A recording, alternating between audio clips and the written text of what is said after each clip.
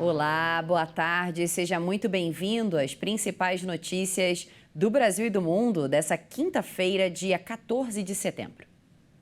E nós começamos essa edição falando sobre economia.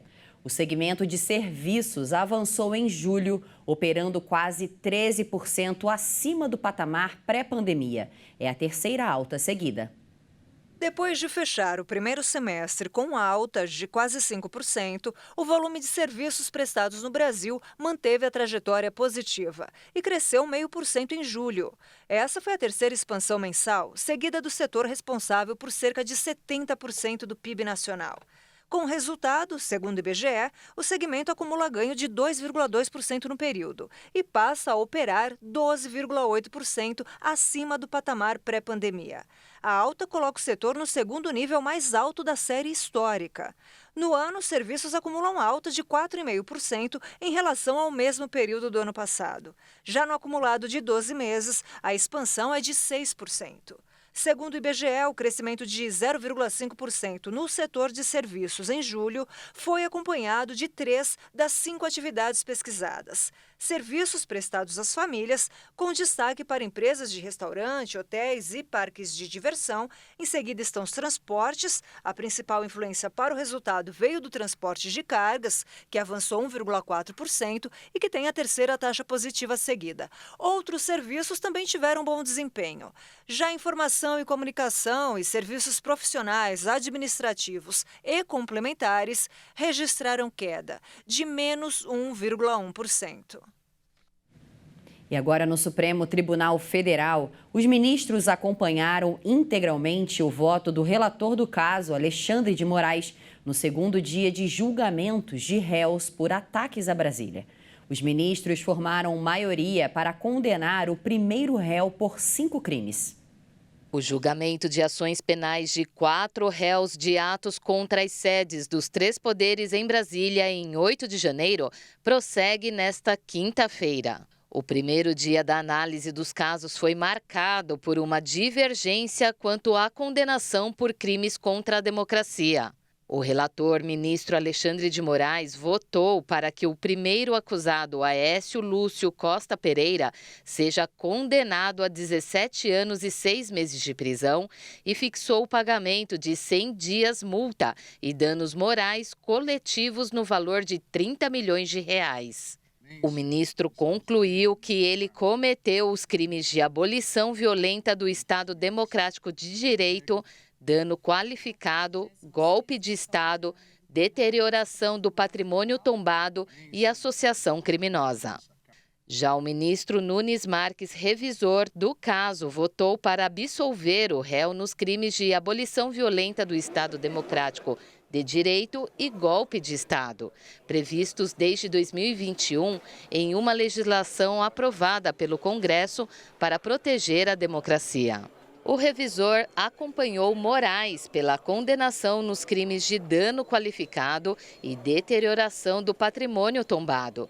Por ele, a pena de Aécio Lúcio seria de 2 anos e 6 meses de prisão em regime inicial aberto. Nunes votou pelo pagamento de 60 dias multa e não fixou o valor de indenização pelos estragos.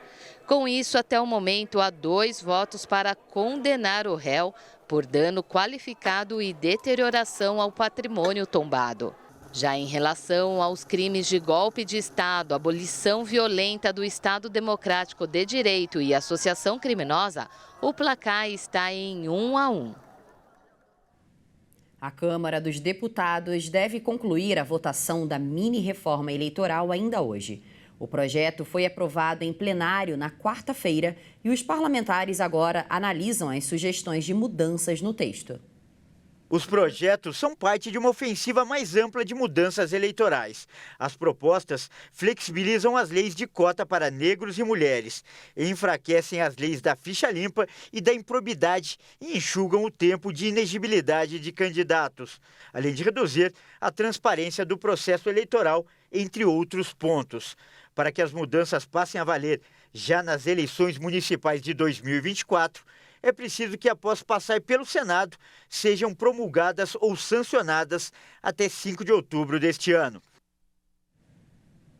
E agora, nos destaques internacionais, o furacão Lee provoca alertas de tempestades tropicais na região costeira dos Estados Unidos. De acordo com o Centro Nacional de Furacões, grande parte da Nova Inglaterra, região que contempla o Canadá, está ameaçada pelo fenômeno. Segundo o Centro Nacional de Furacões nos Estados Unidos, existe a possibilidade de chuvas fortes e inundações costeiras em partes do leste do Maine no sábado e um alerta de furacão foi emitido para a área. O Centro de Furacões também alertou que há potencial para inundações de tempestade com risco de vida em partes do sudeste de Massachusetts, incluindo Cape Cod e Nantucket, na noite de sexta e sábado. Um alerta de tempestade foi emitido lá, em Stonington, Maine, outra possibilidade de furacão até a fronteira entre Estados Unidos e Canadá, bem como para partes de New Brunswick e Nova Escócia. A população também foi alertada para risco de uma tempestade tropical em grande parte da costa da Nova Inglaterra.